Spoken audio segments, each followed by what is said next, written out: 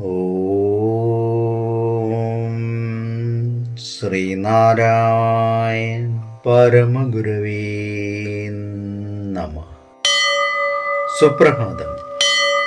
1753 ദിവസമായ ഇന്ന് 2026 മാർച്ച് മാസം 3 തീയതി ചൊവ്വാഴ്ച, 1201 ആണ്ട് കുംഭമാസം 18 തീയതി.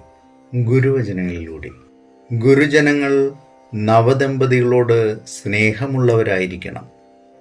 പുതിയ ഭാര്യാഭർത്താക്കന്മാരുടെ ദുസ്വാതന്ത്ര്യത്തെ വീട്ടുകാർ തടയേണ്ടതാണ്.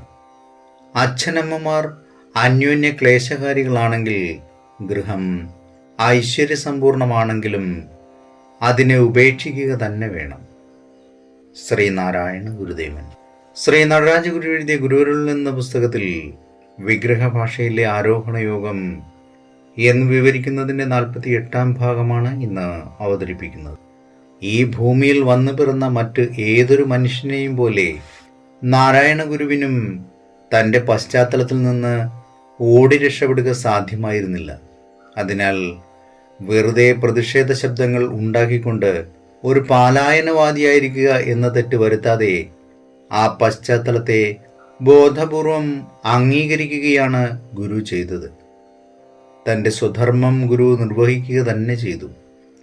അതിൽ അനിവാര്യമായി അന്തർഭവിച്ചിട്ടുള്ള എല്ലാം കണക്കിലെടുത്തുകൊണ്ട് പണ്ട് പുലിയെ അന്യായമായി കൊന്നിരുന്നു, എന്നാൽ ഇനി നമുക്ക് ന്യായമായി മാത്രം കൊല്ലാം, അഥവാ സാധിക്കുമെങ്കിൽ കൊല്ലാതെ തന്നെ ഇരിക്കാം. നമ്മുടെ പ്രവൃത്തികളെ സാമാന്യ ബുദ്ധിക്ക് നിരക്കുന്നതായി തീർത്ത് നമുക്ക് സ്വതന്ത്രരാകാം. ഏവർക്കും നന്മ നിറഞ്ഞൊരു സുദിനമായിരിക്കട്ടെ എന്ന് ആശംസിച്ചുകൊണ്ട് നിർത്തുന്നു. നന്ദി, നമസ്കാരം. ഗുരുധർമ്മം ജയിക്കട്ടെ. ശബ്ദം നൽകിയത് സുജീഷ് മഹേശ്വരി.